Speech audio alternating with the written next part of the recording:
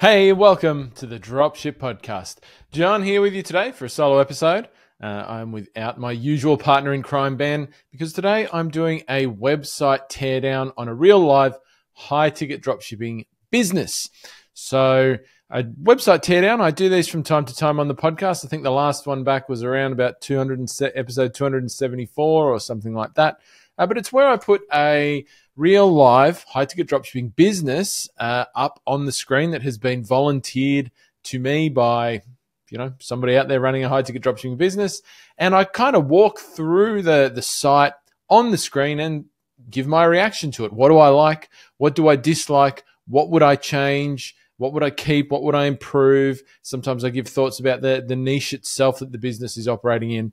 And things on the marketing side. So today in this episode, I'm going through a website called Greenlight Heating. And you can follow along if you want to check out Greenlight Heating at greenlightheating.com. And thank you very much to Andrew, who volunteered his site for this. I love these website teardowns. I think if you're somebody who's at the start of your journey, particularly with high-ticket dropshipping, you're looking to learn how to build a great site, how to set things up, what things should look like, what they should not look like, perhaps. These episodes can be very instructive for you in getting yourself pointed in the right direction. And even if you've been doing it for a little while, like Andrew has, this site is live. It's making sales in the US. Even if you're a little bit further down the track, you'll probably still find plenty of little nuggets and tidbits of information in here that you can take action upon in your own high-ticket dropshipping business. So without further ado, let's dive in to the website teardown. So anyway, we've got the site on the screen now. As you can see, if you're watching along on video, the site is called Greenlight Heating. And the URL, if you want to follow along, is greenlightheating.com. And of course, if you're in the US and you would like to buy any of these products or in the market for any of these products, definitely, hit Andrew up and, get it here. So I've come into the homepage here. Of course, we're looking at desktop. I might shrink this down from time to time through the live and put it into mobile view. But we've got come to the homepage. And so the first thing I see on the homepage, and I've left it on here. Usually I close these things immediately.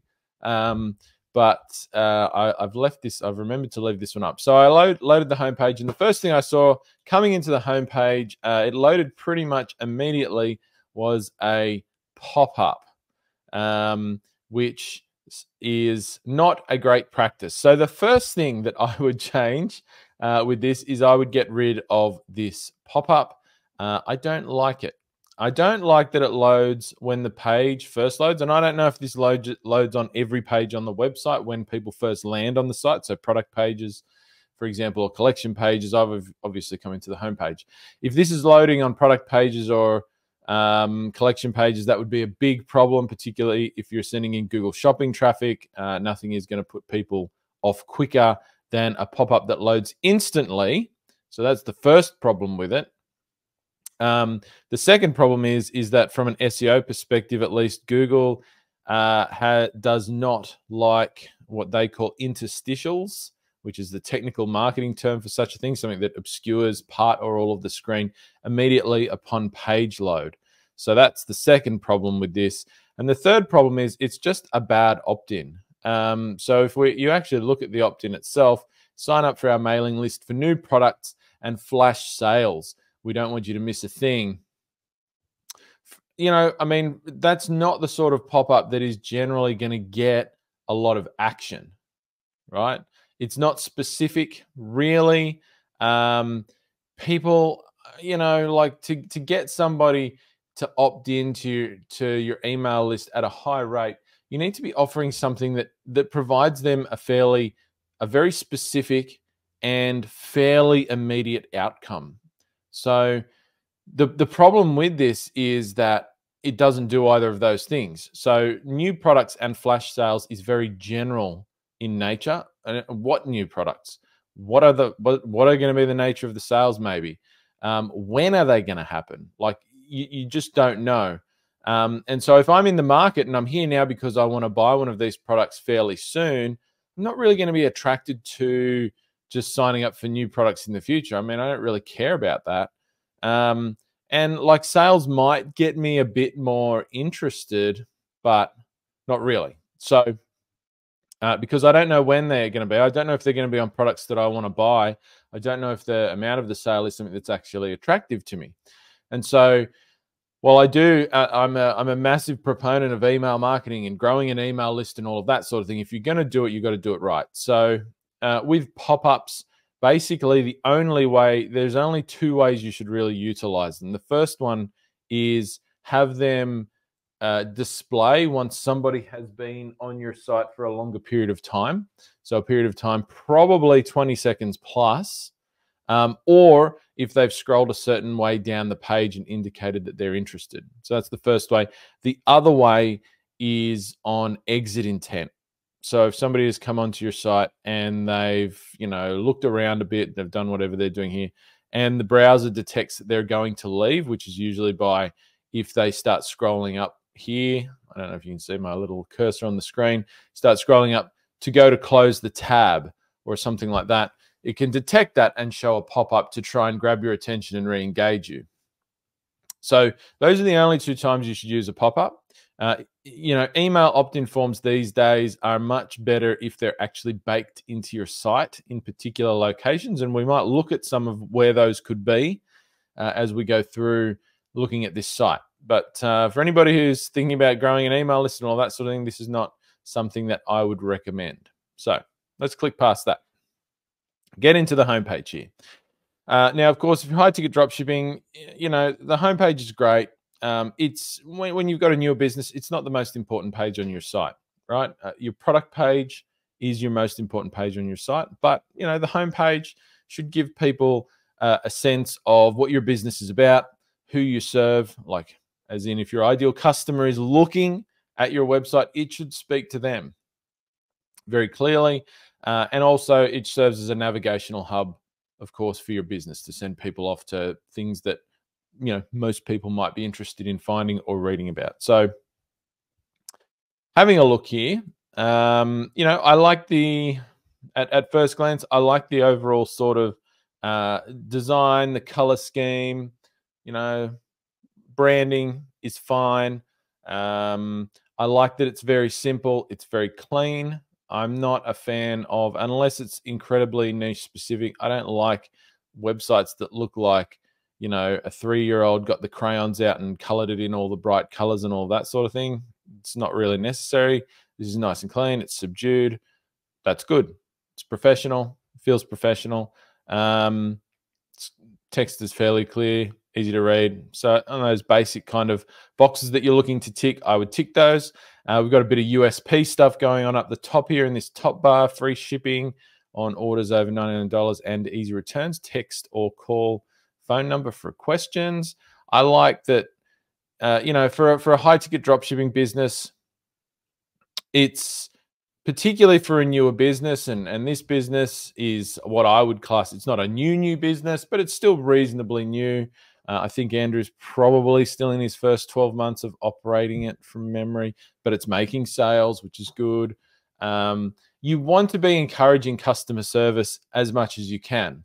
Now, of course, for a lot of people who are thinking of getting into dropshipping, it might be a shock to hear me say that. You might be thinking, oh, well, I want to get into one of these businesses to sit on the beach and drink cocktails and never speak to a customer. Well, sad to say you're not going to have much luck with that. So repeating your call to action around getting in touch in the beginning particularly is just going to help you. You're going to make more sales the more customers you talk to, right? And so when people are on your site, making it as bleedingly obvious as possible about how people get in touch with your business, and then also tying that into potential benefits of getting in touch with your business is a very good idea. So kind of think about that as we go through this. So, I mean, that's nice to see. Moving on down, we've got the menu. This business, as you've probably deduced by now, sells heating products. So we've got like fireplaces, outdoor fire features, and those are then categorized into electric fireplaces, gas fireplaces. I mean, that seems fairly straightforward to me from a navigation perspective. We've got links here, the little learn to, blog posts and SEO stuff that Andrew's been working on. We've got the ability to shop by brand, which is cool, accessories, and some stuff about the company, shipping, all of that sort of thing. So, I mean, that all makes sense to me. I don't really see any issues with that. Same for the little menu we've got along the top here. That all looks pretty good to me. Moving down, we come up for the hero image of the site. Now, I'm not so sure about this. Now, once again, I don't know exactly the ideal customer that Andrew is targeting here, but to me, I mean, I like having the big hero image on websites. I think it's an opportunity for you to call out your ideal customer and demonstrate how your site is here to solve their problems, via imagery and a little bit of text. So first responder owned and operated, particularly in the US, is a good thing to advertise if your business is that, right? Not everybody is going to be, but if you are, same as if you're a veteran, for example, saying that you're a veteran-owned and operated business is a great thing to do in the US. You can do it in other countries as well, but I think particularly in the US, a lot of people, support that sort of thing, and so that's great. We've also got it up here in the top here. There's a first responder and military discount. Once again, not an uncommon practice in the US, so I'm all for that, of course. But I don't know that I would make that my hero image for my site. Like, I mean, it's as a point of differentiation in your market, it might be that, which is cool. And so I would definitely be making it part of my overall why buy from us picture, part of my USP. I just don't know that I would have it as the main thing when somebody lands on my page. I don't think there's anything wrong with it, but I don't know if that necessarily is going to appeal across the board to all of your ideal customers. So probably a small thing. Sign up for an exclusive discount, which takes us to a page where people can sign up, and presumably there's going to be a discount sent to them, which is a good idea. This is a good thing to do. Obviously, you're going to get people's contact details as well.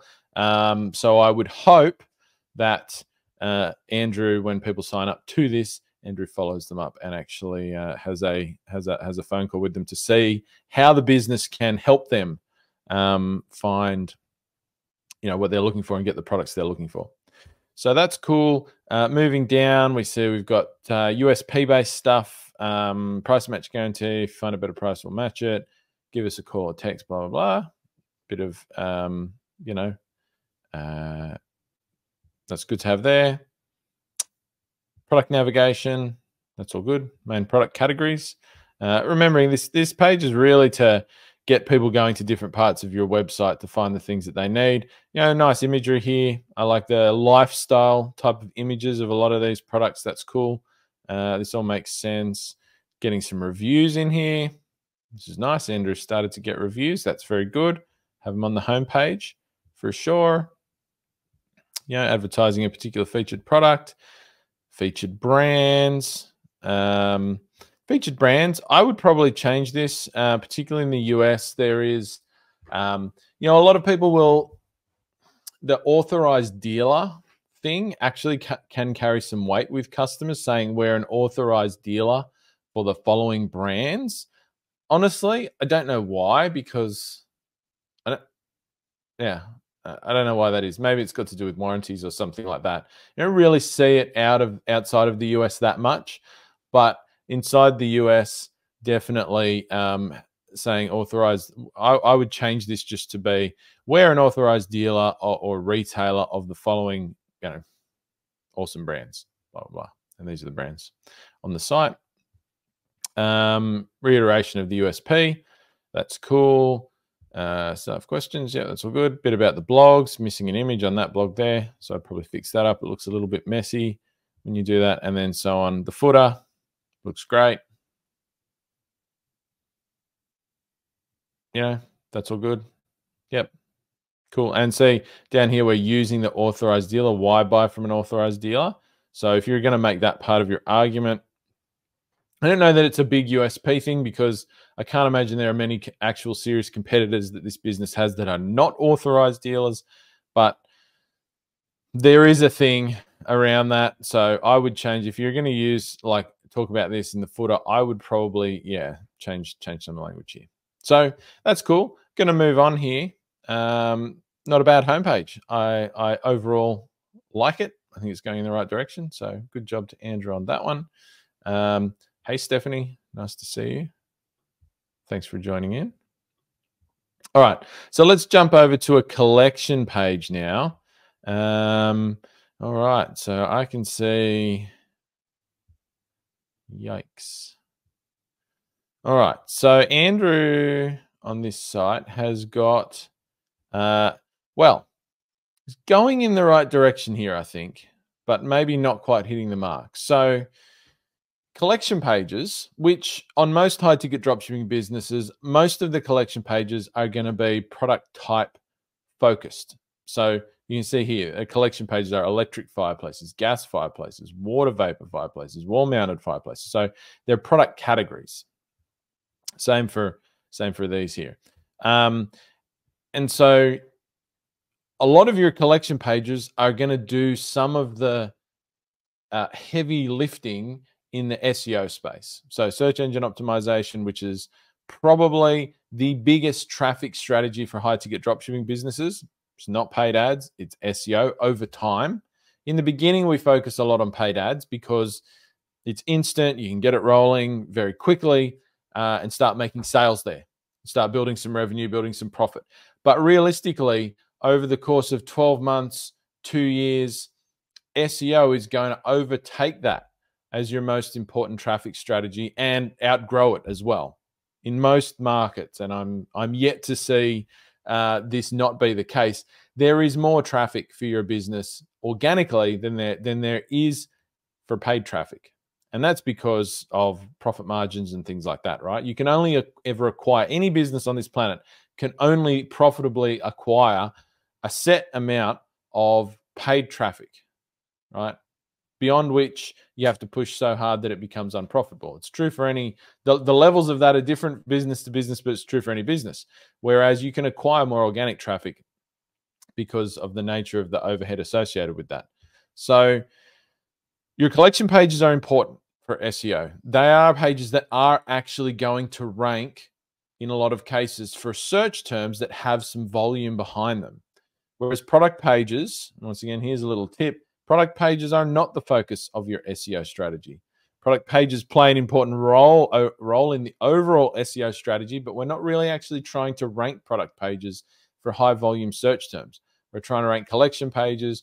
We're trying to rank, content pages for the higher volume search terms. And so what that means is that in order for your collection pages to rank well, assuming you've done the right keyword research and all of that sort of thing, and we've just added a whole bunch of new learning around how to do keyword research, how to find the right keyword for the right page into our Dropship Breakthru program. So dropshipbreakthru.com/join if you want to get in on that action and actually learn how to do SEO right.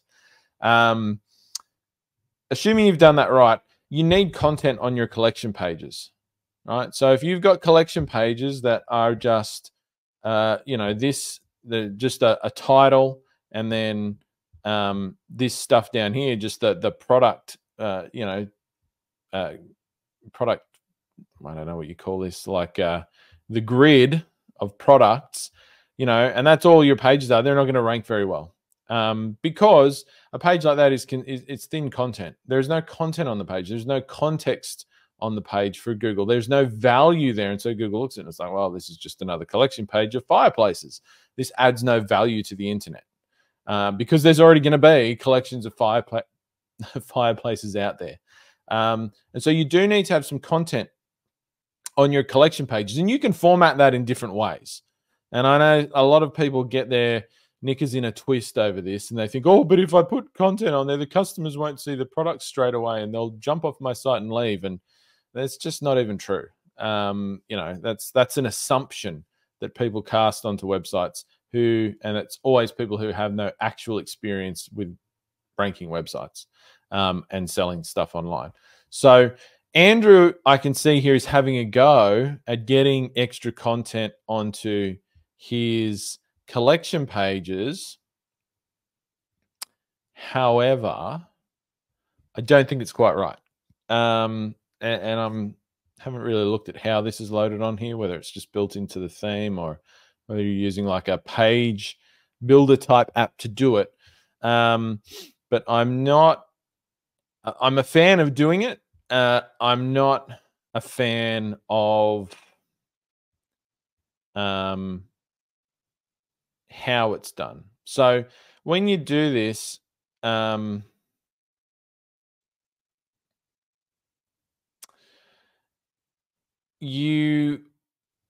so with the content on collection pages, like you got to put some content on there. So the next question is, okay, so what content do I got to put on there? And the answer is, think about where the customer is in their customer journey at that point in time, right? This is the answer to what you should put on there. So somebody who is trawling through, looking through your collection pages, they've come to your site. Maybe they landed on this page. Maybe they landed on a product page and they've come back and started looking through collections. It's somebody who is in the market, yes. They don't know what product they want to buy yet. They don't know exactly what product they want to buy. If somebody knows exactly what product they want to buy, as in the brand, the model, et cetera, they're going to go to a product page and that's where they're going to be, right? They're probably going to put that brand and whatnot into Google, and they're going to get to your site that way. So they're not going to come to this page necessarily. People who are coming to this page and looking through, just different brands of the same type of product. There's somebody who's like, yeah, man, I think I'm interested in an electric fireplace, but I don't know which electric fireplace is the right one for me yet. I'm still trying to make that decision. And so that in the customer journey, the person is solution aware, but they're not product aware, right? So your sole job, you've got to put content on the page for SEO purposes. And yes, it's got to be relevant and keyword researched and all of that sort of thing. But it also needs to serve the customer at the same time. And you can do both things with the same content, right? Because if you do the stuff for the customer, it's probably naturally going to answer the SEO questions you need to answer, right? And so your question really is for the content here. Okay, so somebody's on this page, they want to buy it, they think they want to buy an electric fireplace, but they don't know which one they want to buy. How can I help them make that decision? And the way you have to think about this is, if this was a physical retail store, because literally when you're doing a high-ticket dropshipping business, your store is the equivalent of a niche-specific department store. Like this is what you are, basically. This is how you have to think about it. You're a retail store that stocks a whole bunch of different brands, right, of the same categories of products, by and large. Like these stores have existed forever, right, in a physical sense. We're just the online embodiment of the same thing. So think about the physical retail store. When somebody walks through the door, they start looking around and doing all that sort of thing.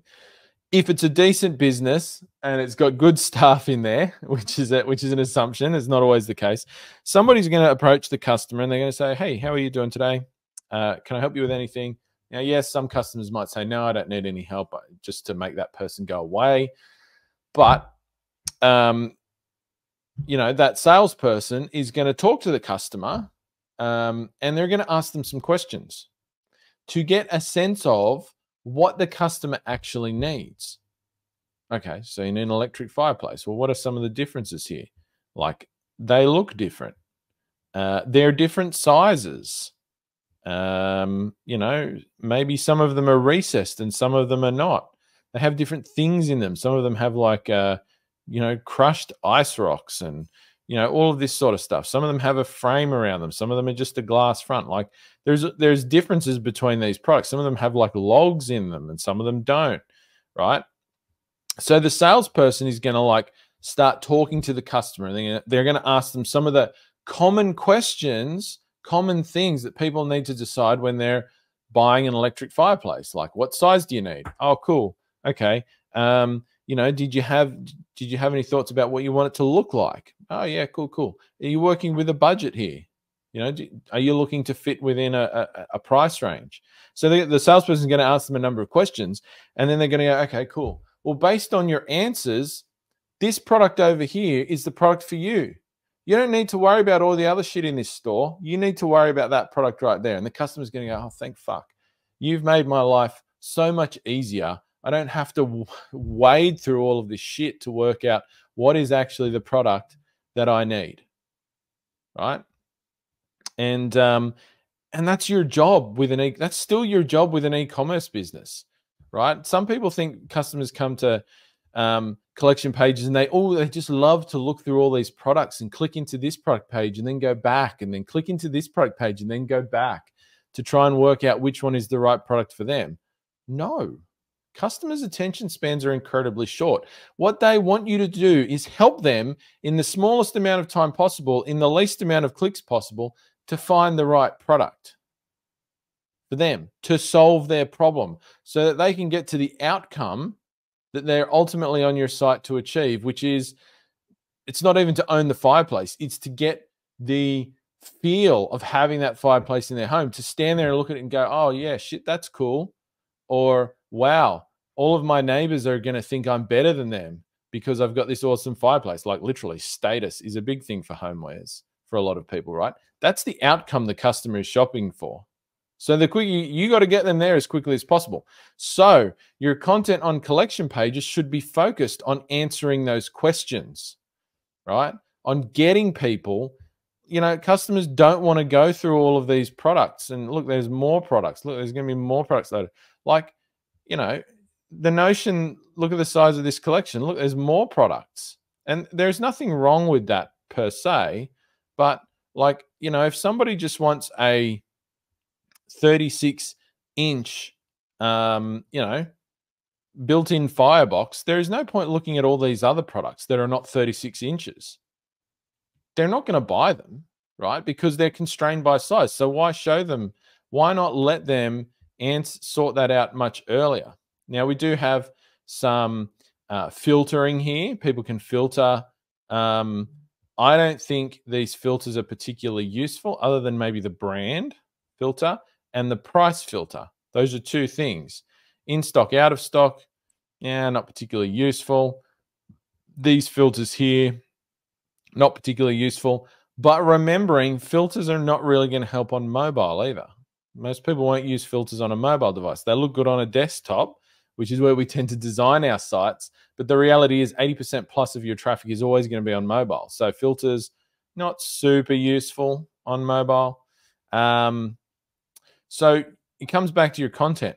So the question to me would be, you know, I might find some ways to subdivide this collection down. I would look at search traffic and see, like, if I'm seeing a lot of people searching based on size, like the primary difference here to me is size, right? It's price and size. You've got 45 inch, you've got 40 inch, you've got 36 inch.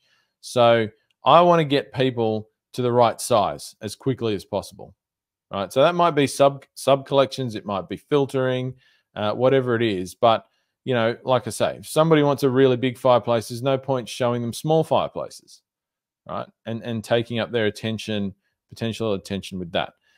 But so the content that's here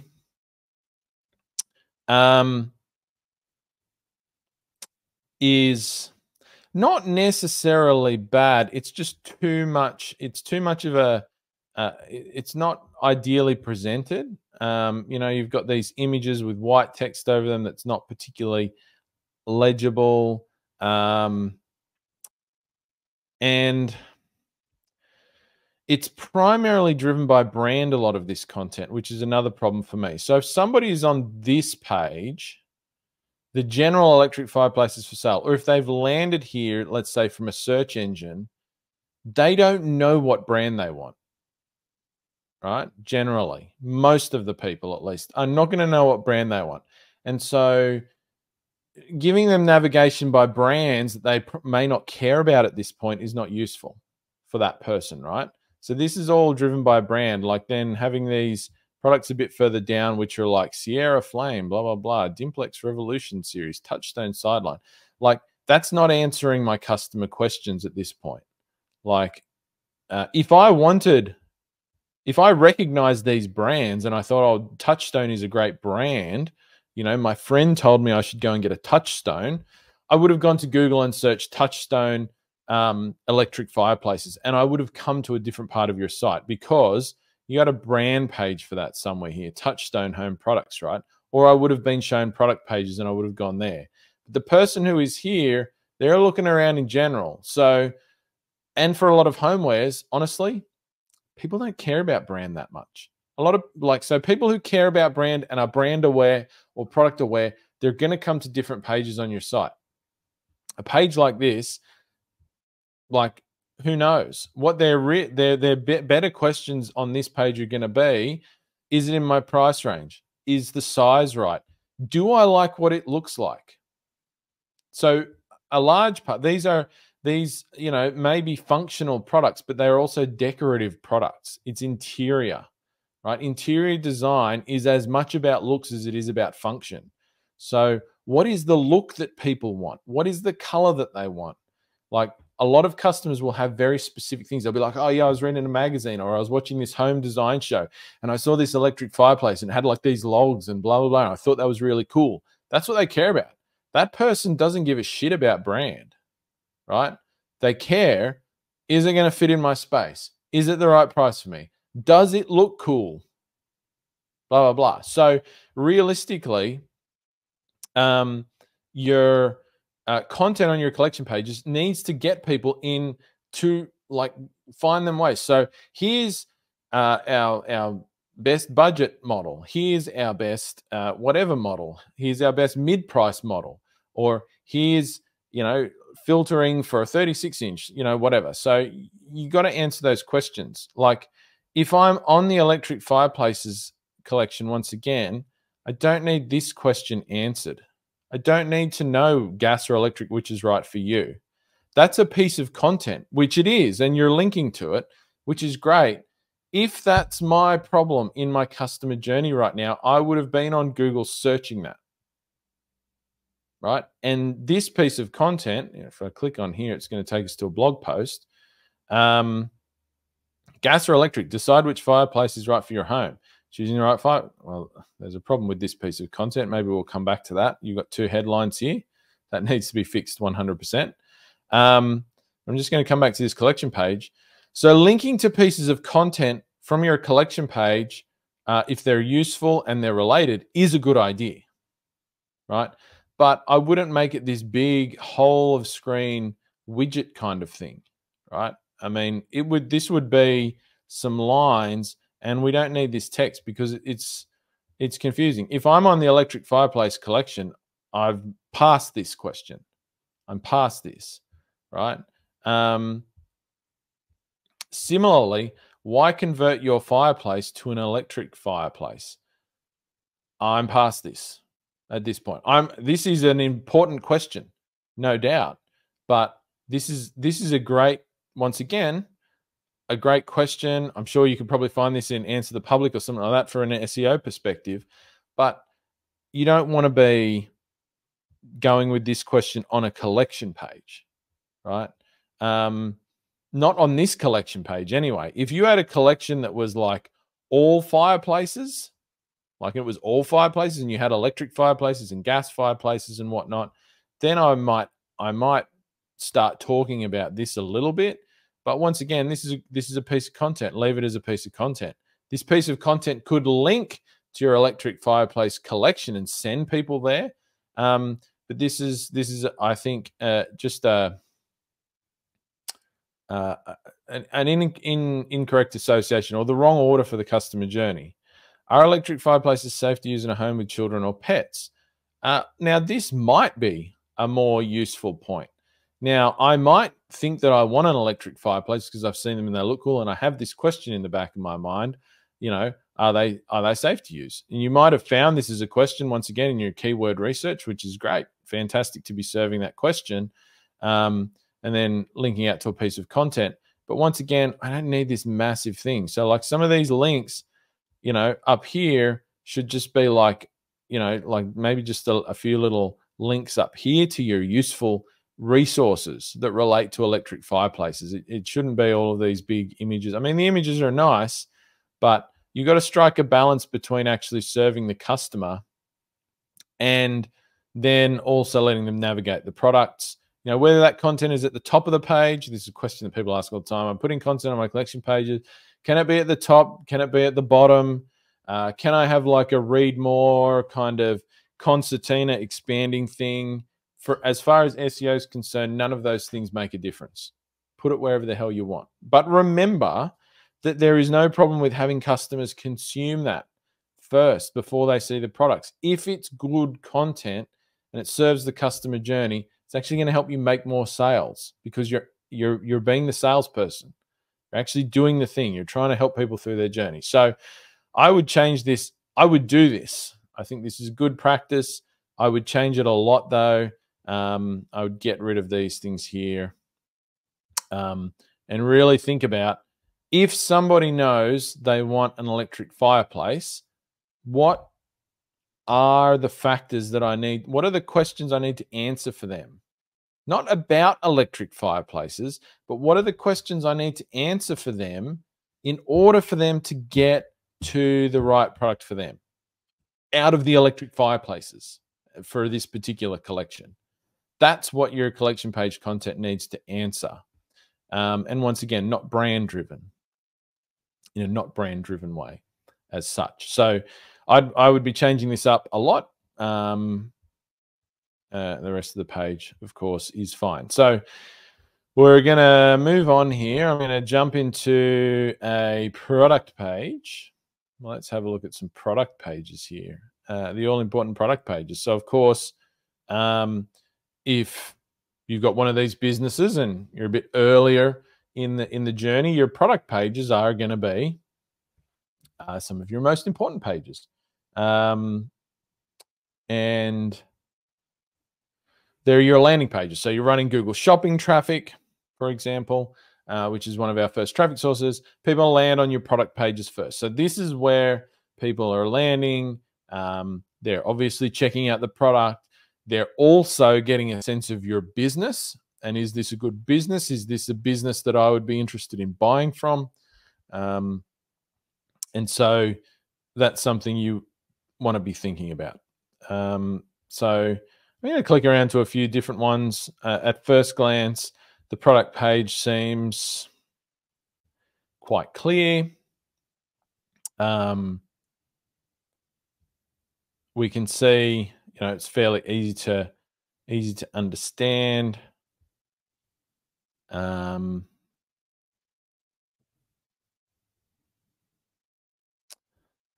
And so, coming at it from a design perspective and the information that's presented, I'm not going to do a deep dive too much into like SEO or anything like that, just because that's a bit time consuming. But from a design perspective, like I say, pretty straightforward. I think we can see that Andrew has added in some things here. You can click, see our reviews on Trustpilot. That's cool. And we've got this kind of USP stuff in,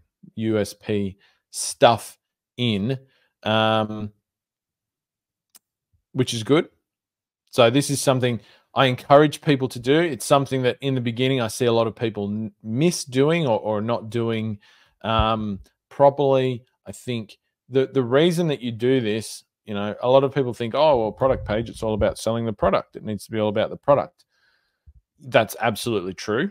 Your product page is about selling the product. But you're actually trying to persuade people of two things on your product pages.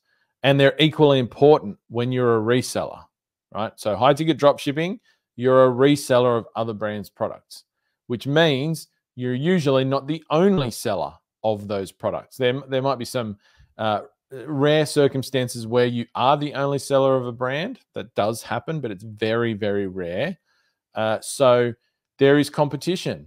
You're not the only person. Customers know you're not the only person, particularly if they're on Google Shopping, which is a comparison shopping engine. The point of Google Shopping partly is to help people discover products, but it's also to help people see products from different advertisers in the same space so they can compare them. That's the point. right? So when somebody lands on your page, they see your ad, they click on it, they go, yeah, I'm interested enough to click on that ad. They're going to come to the product page. Yeah, they need to see the product. They need to see it's the product that they clicked on. They need to see the information about the product that they're going to see to determine whether this is the product for them and they want to buy it and all of that sort of thing. But they also need to be persuaded that your business is the right business to buy it from, because they've probably got 3 other tabs open at the same time. I don't know if you're anything like me. If you're on Google Shopping and if you ever use it, you're going to click on more than one ad, and it opens up a new tab, and you're gonna be looking at different things at the same time and comparing them. And so this bit that Andrew has introduced here, which you would call your unique selling proposition or something like that, or your offer, explanation of your broader offer, is about persuading the customer that his business is a better business than anyone else's business to buy this product from the businesses that also sell this product, this Dimplex electric fireplace. And so, I like that it's there. There's probably a few tweaks I would make to this. So firstly, I would space these out a little bit. It's a bit jumbled, and I don't know if this is going to work with the screen share. Oh, it is. If I do this, we can see the mobile version. We can get past the break point. So once again, it could be spaced out a little bit just to make it a tiny bit easier to read. Not a massive deal. I think it doesn't look too bad on the old mobile. So let's go back out to desktop here. So I'd space that out a little bit. And then I would add, I'd probably change a couple of these points up a little bit. So the price match guarantee, price is a really easy way to hook people into calling your business. I think particularly at the moment where maybe due to economic circumstances, people are a little bit more price conscious than they might have been at various points in recent history. I would change this up. I don't like price match guarantees in the sense of, oh, if you find a better price, we'll match it, because particularly in the US, because a lot of products are going to be mapped. The customer's not going to find a better price that's advertised. And I see a lot of people put in these price match guarantees, and there's another course out there where they teach this price match thing, which has about 10 conditions associated with it, which means you never, ever actually meet it. And they only pay it like after you've bought the product. So it's like you got to buy the product first, and then if you see a better price, we'll refund you the difference. And it's like, as a selling tactic, that is so stupid. It doesn't even make sense. Like, the customer doesn't care about what happens after they buy a product. They're interested in buying the product now. So it's kind of like completely backwards. So the only time I like to use price guarantees is if I can tie it to the customer calling my business. Remember what I said earlier is, like, the more people that you'll talk to in a high-ticket dropshipping business, and in the beginning, yes, it's going to be you talking to them, but over time, you're going to hire people to talk to them. So this is not going to be your life forever. But the more people you can do that with, the more you're going to sell. And seriously, if I look at our, people that we've, taken through the process of building and launching one of these businesses at Dropship Breakthru, the people that do the best service. Like, it's so simple. It blows my mind. And they're actually proactive about getting people on the phone and serving them. Like, shock horror. So, but you need to find ways to actively do that. Customers don't just always pick up the phone, or they don't just always contact you. So the way I like to use price match is actually, I would flip this up and I would say, get the best price today, call us on, and I would put the phone number along with it, this 855 number up here. Call us on 855 blah, blah, blah. In some cases, I will even make a banner that runs like along the top of the page that says that, and I'll make it a bright color so people really see it, right? If I really want to drive that. But I would do that. Make the phone number click to call. So it's a simple piece of code that you can wrap that phone number in that will make it clickable on mobile. So once again, somebody can just press it on mobile. It's going to blow up the dialer on their phone and they can call from there, right? Without having to type in your number or anything like that. So I would do that. I'd change that up to that. The first responder and military discount, active duty and retired. That's cool. Cool to have it there. As we've talked about that. There is that page. Like, how do people access that? So once again, you could do that as a call us thing as well, or you should at least link them to that page that is on the site where people enter their details and they get access to the code, or however that discount is applied. So you should link that. You should have like click here to access or something like that. I would just say first responder military discount. Maybe I wouldn't worry about active duty and retired. I just have like click here for the details or something and link them out, because you want them to go to that page anyway so that they can actually access the discount. Free shipping, that's cool. Easy returns, not satisfied, that's good. Fast financing application. And actually see, is it Shop Pay? I don't know if Shop Pay is the financing. If that is, it's there. That's fine. If not, maybe I'm not seeing it because I'm in Australia. Please note lead times vary by brand. Curious text. I mean that's not bad. That's not bad if you're in the situation where you don't have an easy application of a way to implement on your product page the actual lead times. So in an ideal world, and at some point, and Andrew may not be up to that point in his business, but where you want to get to on your product page is having a section on here, somewhere around here. It might be below the add to cart sometimes. It could be above, that actually says your shipping timeframes. One of the biggest questions that customers have on any e-commerce business is, what are the shipping arrangements? Like, if I buy this product, when is it going to ship? When am I going to get it? What's the shipping time frame? And is there a cost? So Andrew's answered the cost bit because we've got the free shipping on US orders over $99, which is fantastic. But the next question people have is what time frame? Now, some customers don't really care about time frames when it comes to high ticket products, because people tend to plan these purchases out in advance and buy in advance and all of that sort of thing. But oftentimes they're not going to do that. They want to know, they need it. They've got a time frame. I'm building a house and I need a fireplace, or I'm having a renovations happening and I need a fireplace that my contractor can put in for me, or whatever it might be. In other niches, if you've got things that people buy that can be gifts, you really need shipping timeframes, because if somebody's buying for a birthday or for Christmas or something like that, they absolutely want to know exactly when they're going to get that thing, so that they know that they're going to get it before that birthday.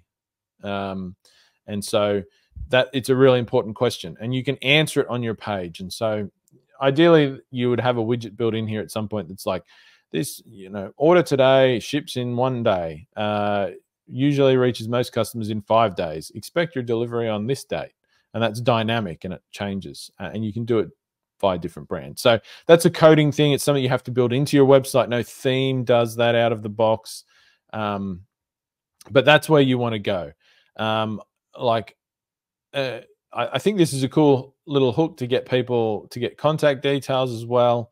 And I like that it's text, because that's a lower barrier than calling. Like, you just text the number and say, hey, what's the lead time on this product? That's kind of cool. But it's not an immediate, it's not actually a benefit. So when I talked about the pricing and getting people to call, because of that, you're implying an immediate benefit for the customers, that they're going to get offered a decent price, which you would actually have to do, right? Whereas here, knowing a lead time isn't real. It doesn't really confer a benefit. It's information, and it's good to know. And for some customers, it may be important to know, but it's still not conferring an actual benefit. So I don't mind it. I don't love it. Moving on, payment options, not really a fan anymore, to be honest. I think We long ago passed the period of time where we need to worry too much about this stuff. Like, you know, what e-commerce website doesn't offer MasterCard, Visa, or I mean, even Amex these days? I struggle to find anyone that doesn't. You know, maybe talking about obviously like your financing options. Klarna, that didn't come up for me. I'm guessing it's because I'm in Australia and this is a US-based business. Apple Pay, Shop Pay. I mean, these things are obviously less common, so you might focus more on those. But I mean, these things, to me, this takes up a bit too much room. I'm also a fan of knocking off the share this stuff. I mean, I really think people do that, to be honest. So there might be information that I would prefer to put in here.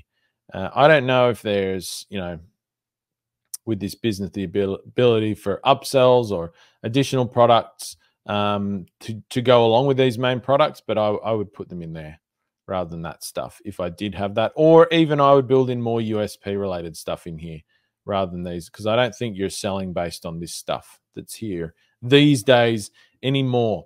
Moving down to the product page. I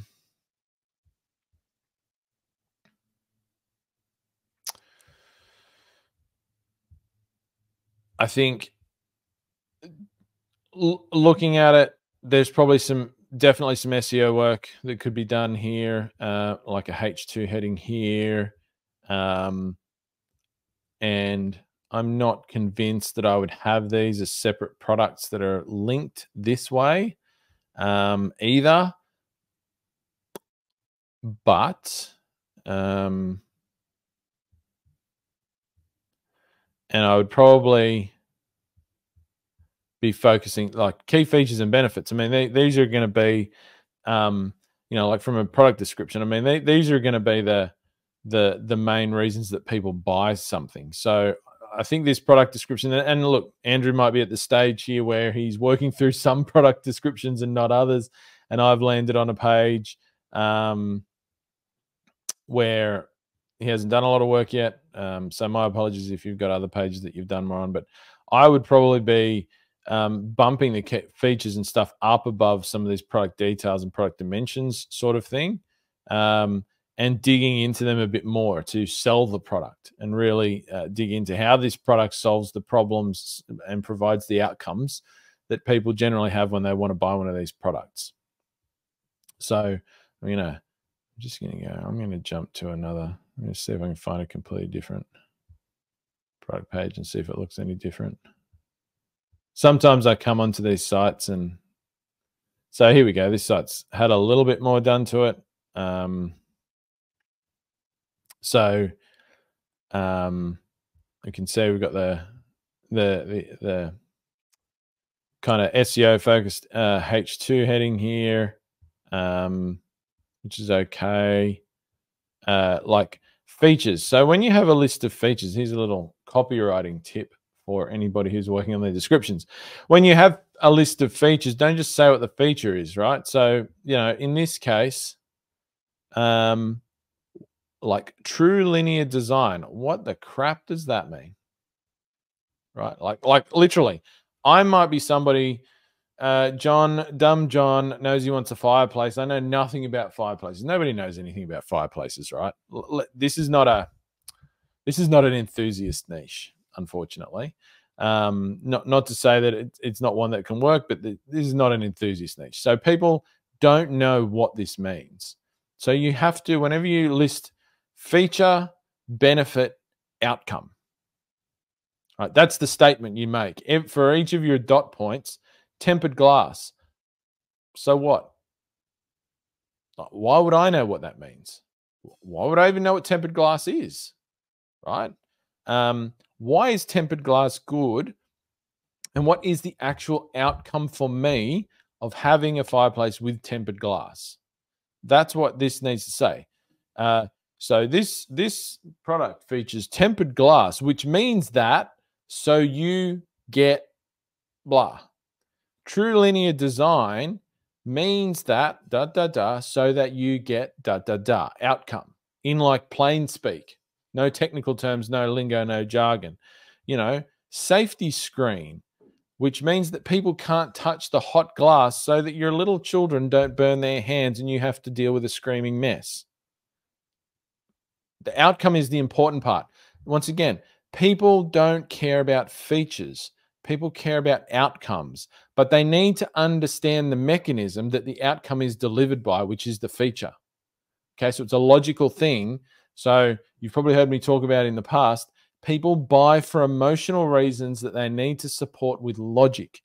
So the outcome is what delivers the emotion, and explaining the outcome, describing it, lets people imagine it in their head, but then the mechanism is the logic about how that feature works.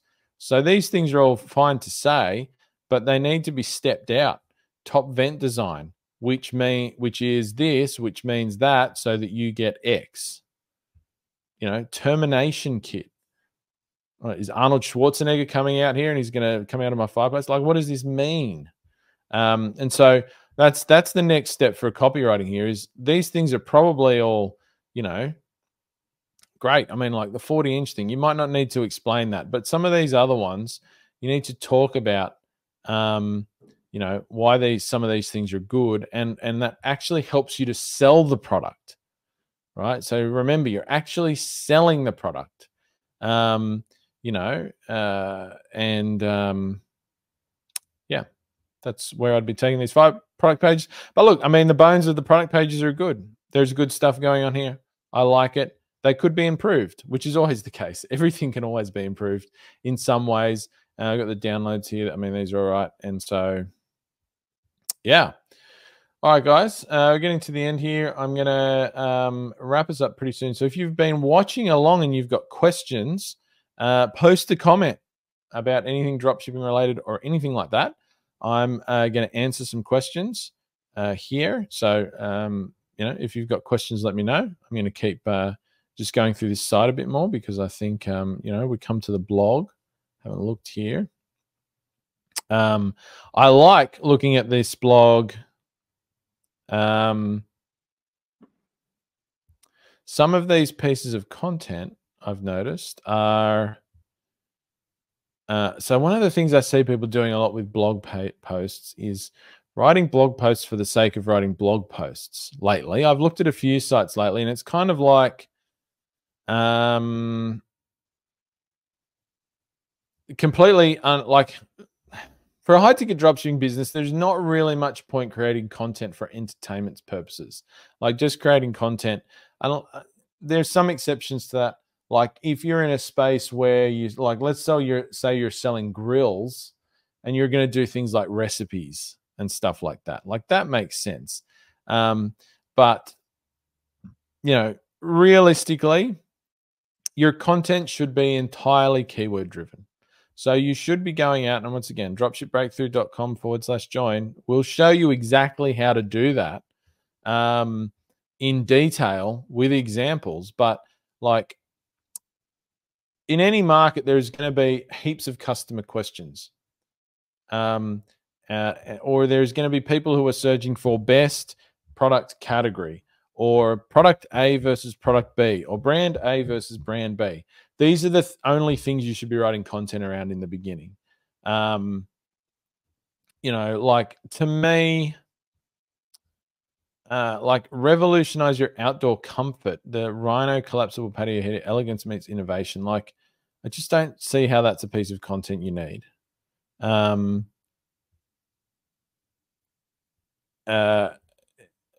Whereas, like, how do electric fireplaces work? You know, I could see that being a customer question, right? I bet you if I went to Answer the Public or something like that, which is a great place to learn what questions customers in your niche ask, it's a good little tool, that one would probably come up, right? And so somebody who is potentially in the market for an electric fireplace, they may be asking that question, like literally, I've heard they're good. I know somebody, my friend's got one, and they rave about them all the time.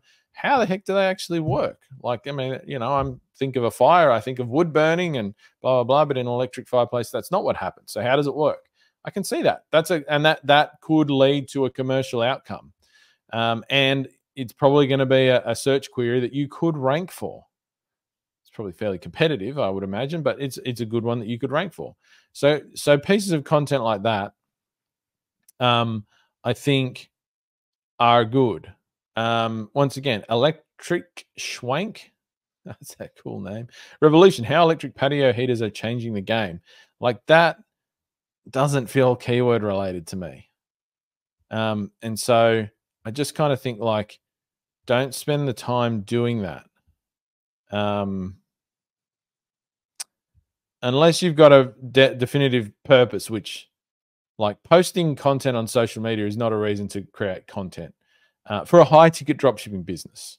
Right? Other business models might be different, but for a high ticket dropshipping business, that's not the way.